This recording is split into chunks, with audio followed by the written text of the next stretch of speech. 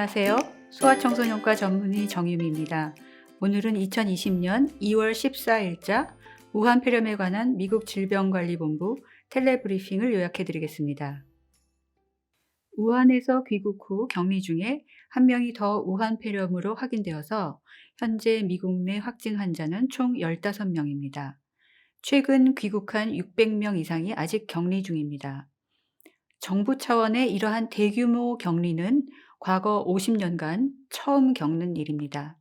우한의 중국인들의 모습을 중국발 영상에서 볼 수 있습니다.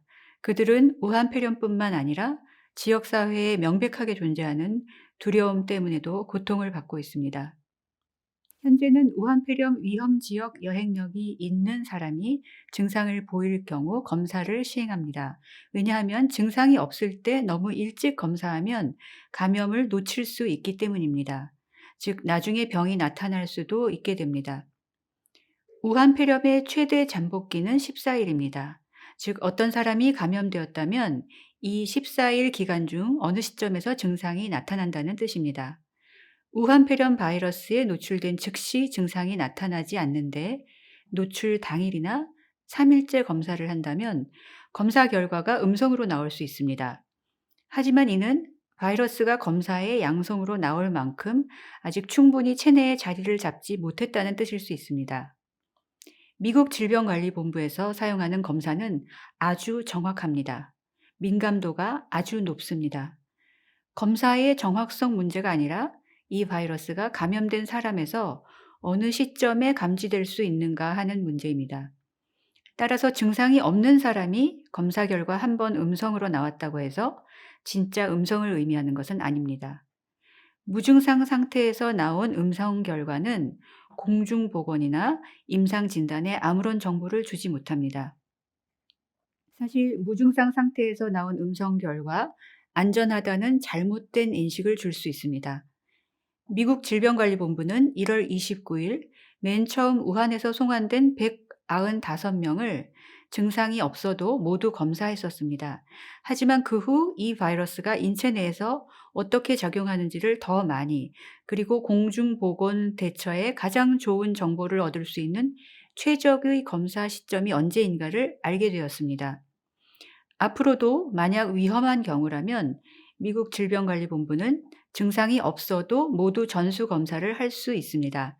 하지만 지금은 격리 중인 사람들에게 매일 2번씩 체온을 재고 있으며 증상이 나타나면 의학적으로 평가해서 검사를 하고 있습니다. 우한 폐렴은 주로 사람 간 약 2m 이내 밀접 접촉으로 전파되는 것으로 알려져 있습니다.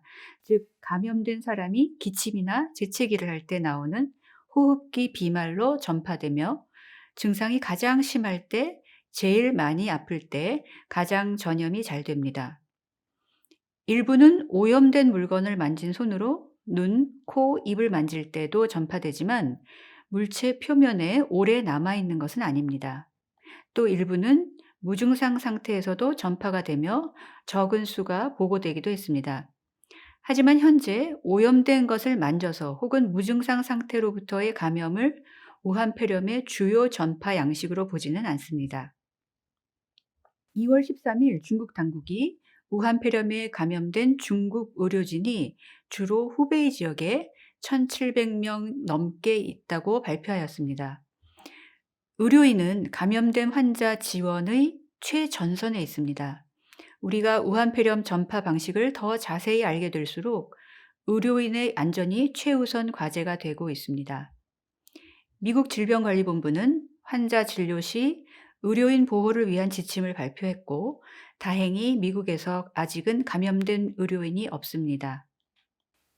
미국 질병관리본부는 로스앤젤레스, 샌프란시스코, 시애틀, 시카고, 뉴욕의 5개 지역 공중보건검사실과 협력해서 지역 기반 독감 감시에 우한 폐렴 감시를 접목시켰습니다. 앞으로 수주에 걸쳐서 확장해서 전국적인 감시 체계를 갖출 것입니다.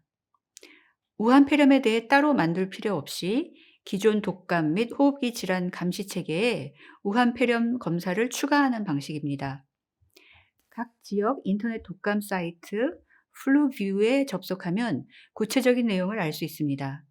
현재 국가감시체계에서 시행 중인 독감 검사의 음성으로 나오면 그 다음 단계로 우한 폐렴 검사를 시행하며 이는 아주 효율적이고도 빠른 조치입니다.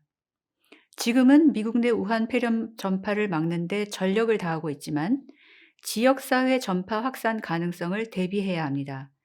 이 감시 결과 초기 경고 신호가 확인되면 우리의 대응 전략은 달라질 것입니다. 다음은 질의응답입니다. 1. 전국에 배포된 진단 키트에 대한 업데이트를 부탁드립니다. 미국 질병관리본부에서 사용 중인 이 진단 키트는 고도의 질 관리가 되고 있습니다. 각 주 정부에서 직접 검사를 할 수 있도록 신속하게 배포했는데 전체 주가 아니라 일부 주에서 내부 검증 결과 한 가지 시약과 관련되어 문제가 확인되었습니다. 이에 다른 조치가 필요하다는 것을 알게 되어 시약을 다시 만드는 중이며 최상의 품질로 완성되면 빠른 시일 내에 다시 배포할 것입니다. 2. 통제 단계를 지나서 완화 단계가 되면 어떤 조치가 취해집니까? 통제와 완화의 두 단계는 흑백의 차이가 아닙니다. 그 두 단계가 각 지역 상황에 따라서 미국 전역에 걸쳐 동시에 진행될 수 있습니다. 지금까지 우리가 취하고 있는 조치 덕분으로 지역사회 확산에 대비할 최대한 많은 시간을 갖게 되기를 희망합니다. 하지만 완화 단계가 된다면 우한 폐렴 통제를 위해서 모든 확진 환자 주변의 밀접 접촉자를 하나하나 추적하는 것을 중단하는 대신에 지역 공동체 수준에서 부담을 줄이는 데 초점을 맞추게 됩니다. 즉, 발병률과 사망률을 낮추기 위해서 지역사회 수준에서 필요한 모든 조치입니다. 예를 들어서 사회적 거리를 유지하고 휴교를 하거나 대규모 모임이나 집회를 취소하고 화상교육, 재택근무 같은 사회적 결정을 하게 됩니다.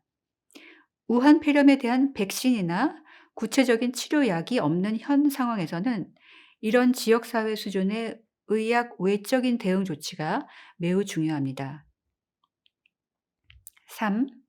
우한 폐렴 전망에 대한 모델링은 어떻습니까? 현재 미국 전역에서 서로 다른 50개 그룹이 이 우한 폐렴과 관련하여 수학적 모델링을 수행하고 있습니다.